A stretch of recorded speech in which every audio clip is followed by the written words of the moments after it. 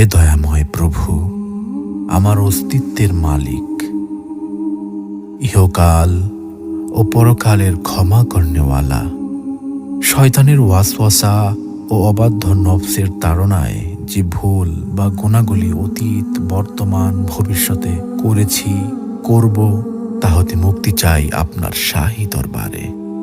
আপনি সব পারেন। আপনি দিনকে রাতে পরিণত করতে পারেন, আপনি রাতকে দিনে পরিণত করতে পারেন। আপনার কুদরত ও ক্ষমা সব কিছুর ঊর্ধ্বে। আপনি কারো কাছে জবাবদিহিতা করেন না। আপনি রাজাধিরাজ। আপনার মহিমা যে ভাষায় লিখি না কেন, সবই ম্লান হয়ে যাবে আপনার শানে।